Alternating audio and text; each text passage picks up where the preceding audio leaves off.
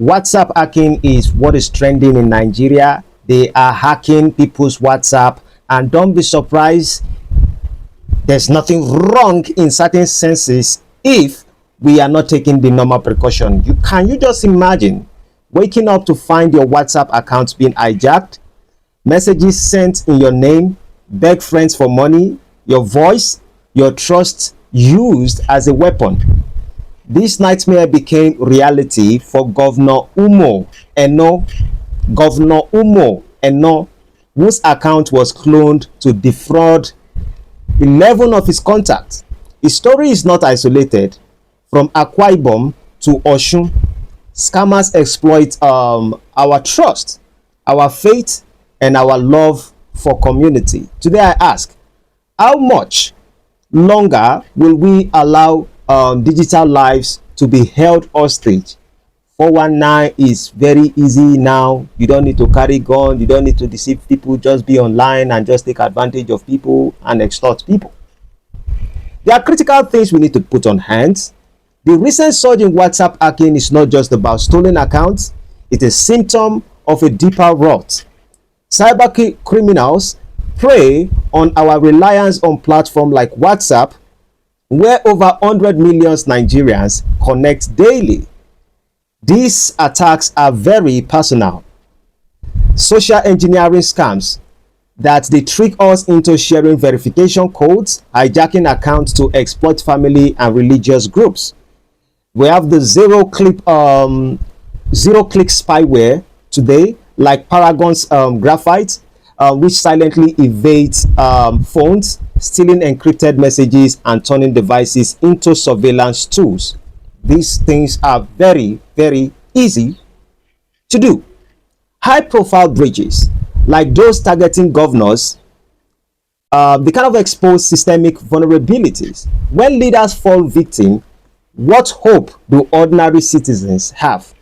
These are not just hacks, they are violation of our dignity, our privacy, and our national security.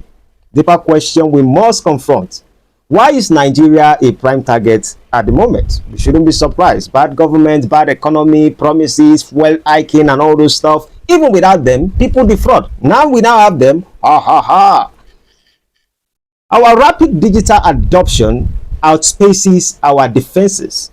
Scammers seize opportunities in gaps, weak regulations, limited cybersecurity literacy, and a culture of urgency that bypasses caution. Who profits from our vulnerability?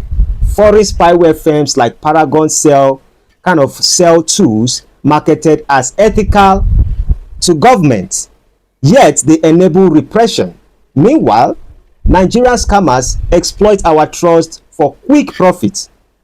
What does this mean for our future? Every breach erodes trust in technology, in institutions, in each other. Without action, we risk becoming a nation where fear stifles innovation and connection.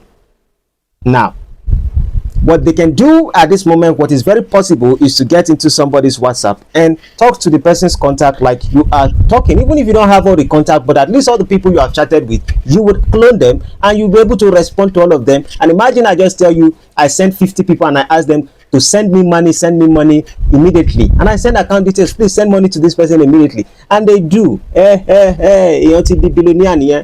cybersecurity is our shield and our sword.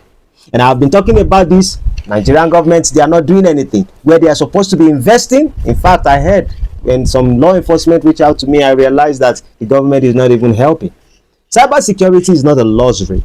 It is a lifeline. Consider the stakes to the president and all the Nigerian governors. I'm speaking to you. Let us look at economic survival. Fraudsters can now drain bank accounts and sabotage businesses. In 2024 alone, Nigerian banks warned of soaring cybercrime losses. 2. National security. Spyware targeting journalists and civil society silences dissent. A nation cannot thrive when its truth tellers are haunted. Then we ask ourselves about human dignity. Every stolen messages, Every manipulated voices is a theft of our humanity. These are very easy to kind of clone the voices of people. So don't even think that I'm going to say, oh, I'm going to call you through WhatsApp. I can call you through WhatsApp and then use exact same voice of the person that you have been contacting. Clone the voice and speak to you like, do you get what I'm saying? And so you wouldn't know. So what do we really demand for a better Nigeria? The National Information Technology Development Agency, NITDA, are kind of urging for enabling two-step verification, avoiding public Wi-Fi, which I have talked about, and scrutinizing links. But this is only the beginning. I think whatever we are saying through the National Information Technology Development Agency is just like someone having a cancer and asking that person to take paracetamol. That is not it. We need to choose certain cybersecurity education, and we need to enforce it in Nigeria to make sure, in a sense, that people are learning and they can get jobs and they can secure. These are just the importance of it. To build a generation of defenders, that is what we need to do. We must invest in ethical and practical training. We need to beware of schools that actually exploit this crisis with empty promises, because I've seen too many schools also who does that that demands, and I think you should be able to demand programs that someone can teach, hands-on tools that you can know when to study all the network in your environment. You can start with Wireshark. Ask any school that you want to go for. If there is anyone who is interested in learning cybersecurity, ask them, do you train Wireshark network analysis, Metasploit penetration testing? Do you do that? Nmap, vulnerability scanning. These tools are the bedrock of real world defense, because any school that cannot teach that, zero. These are just the basic. We have not even gone in depth. Then you need to talk about certification with credibility, like certified ethical hacker. You don't want to go there. CompTIA Security Plus, that ensures courses align with global standards and not shortcuts. We need to talk about ethics-centered curricula. Schools must always reject quick fixes and emphasize responsibility. I think cybersecurity is about protection and it's not about power. And this is the reason why I keep encouraging. So Nigeria, we are at the crossroad. Let this crisis ignite a revolution, not of fear, but of purpose. Let us educate relentlessly, teach your children, elders, and neighbors, share NITDA's guidelines. But I think that I don't want to say some things, because when people reach out to me and they're like, oh, this is my account, we want to hack this, I want to retrieve my account, most of them are lying, so I have to verify. If I observe it's not your account, I'll just send your money back to you. And so some people will say, oh, but there are many accounts that have been able to retrieve. But the reality is that there are too many hackers and there are too many ways. I don't even think connecting to Wi-Fi is one way to stay safe, because they can read all your data. And the second one is we have to educate ourselves. We need more cybersecurity. It is a program most Nigerians need to start going into. Number one, there are opportunities whereby you can work with anyone in the world, not necessarily Nigeria, but at least you can even protect yourself. You don't necessarily, for me, I don't have anything to do with the government. I don't have anything to want to do with the Yahoo guys also. I'm just on my own. If you come to me as a Yahoo boy that you want to do something, I don't want to have anything to do with you. If you come as a law enforcement and you say you want to do something, I might be skeptical. And looking at the abuses I've gone through the law enforcement in Nigeria, sometimes I feel so tired to be able to help them. So I don't. But if you want to come for training, I don't care. Anyone who is willing to learn, I'm going to train you. I'm going to train you to be good. I'm going to train you more of the defensive side. Except I verify you're a law enforcement, then I will teach you on the offensive side. You understand what I'm saying? So we need to demand accountability. We need to pressure lawmakers to enforce stricter data laws like the EU's. But that would not work if there are no cybersecurity experts in Nigeria.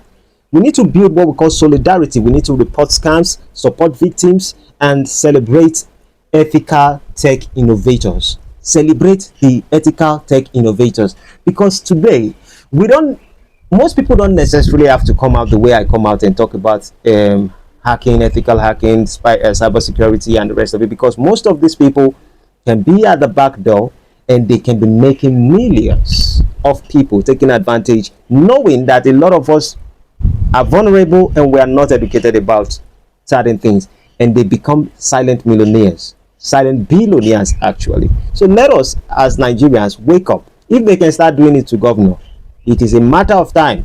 It will reach to everybody's doorstep, except say they never catch your contact. It is just a matter of time.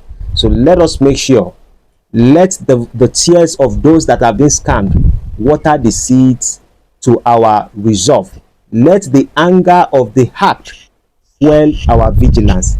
Nigeria's greatness lies not in avoiding storms, but in learning to dance in the rain. In a sense, now we have gotten to a place where hackers are doing exploits. Not only me get time where they come lying and some few others. Though I know that there are many institutions who are actually lying to people, but Nigerian government needs to pay attention to this.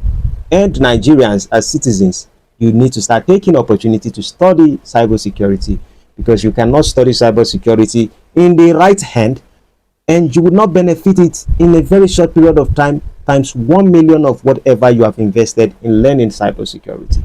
With that being said, protect yourself, protect your contact, have one WhatsApp, and what else?